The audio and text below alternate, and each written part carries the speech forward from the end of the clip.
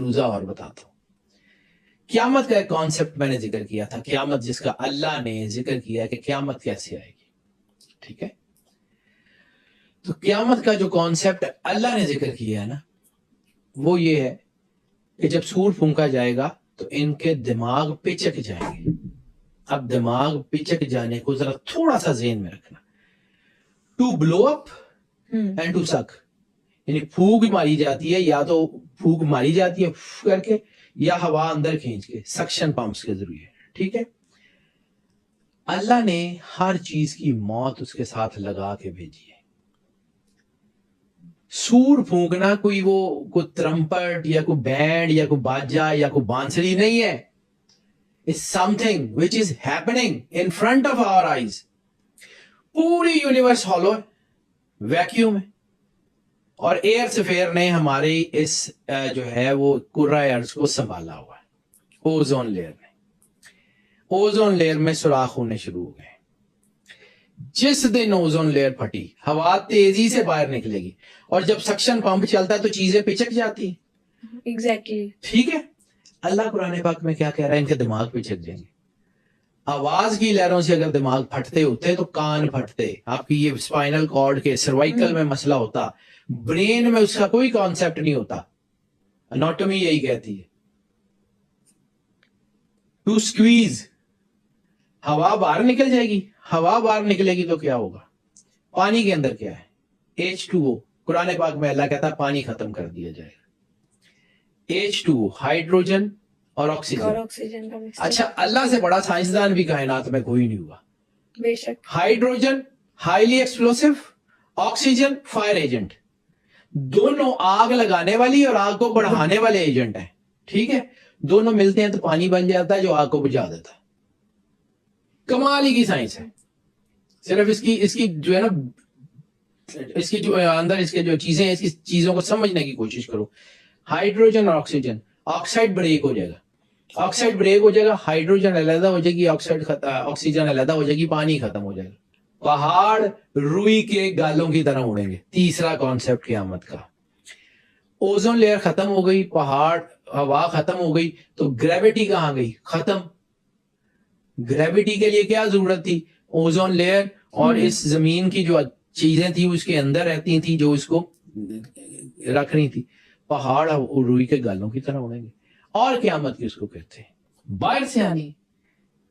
اس زمین کی, اس solar system کی موت کا نظام اللہ نے رکھا ہوا. اب سولر سسٹم آپس میں چینڈ نہیں ہے, یعنی چاند سے زمین کو رسی نہیں ڈالی گئی, سورج سے چاند کو رسی نہیں ڈالی گئی, آپس میں بندھے ہوئے نہیں ہیں. ایسے ہی ہے. ٹھیک ہے, ایک ہی گریوٹی نے دوسرے کو کھینچا, دوسرے کی گریوٹی نے تیسرے کو کھینچا, یہ بیلنس ہو گئے ہوئے, صرف بیلنسڈ ہے.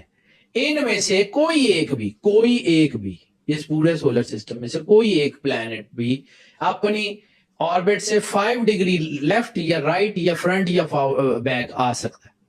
5 ڈگری تک تو کچھ نہیں ہوگا.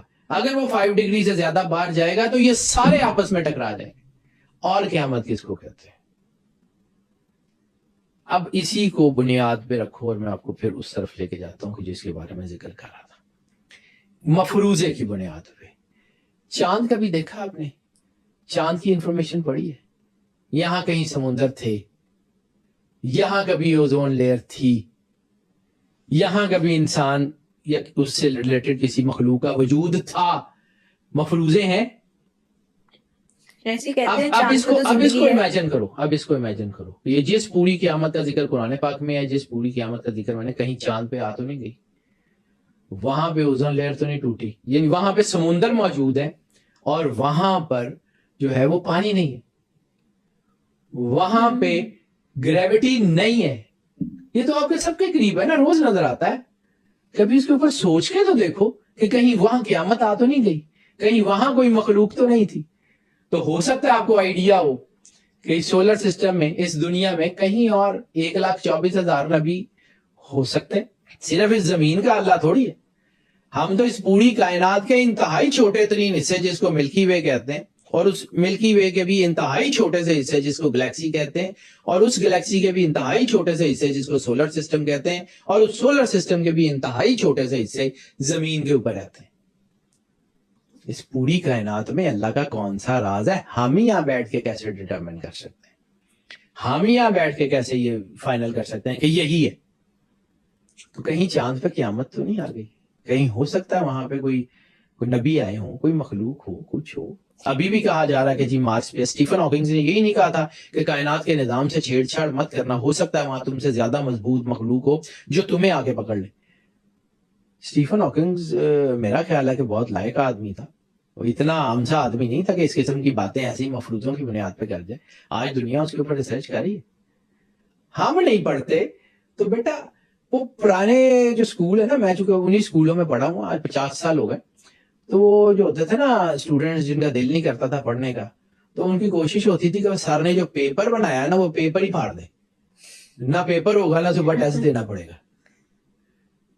ٹھیک ہے، تو دس از دی ایکچوئل سچویشن. تو جن لوگوں کو سمجھ نہیں نہ آتی وہ پھر کہتے ہیں کہ یار نہیں انجینئر کا. سوچنے کے لیے اپنے آپ کو اوپن کریں، آپ کو راستے ملتے جائیں گے.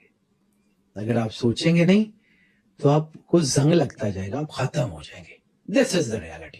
بلیو کرنا یا نہ کرنا اللہ کی مرضی سے ہوگا. مفروضوں کو ڈینائی نہیں کیا جا سکتا. مجھے کوئی چیز پتہ نہیں ہے تو اس کا مطلب ہے کہ وہ ہے نہیں، یہ نہیں ہو سکتا. اور وہ پلیٹو نے اسی لیے کہا تھا کہ as much as I know that I know nothing.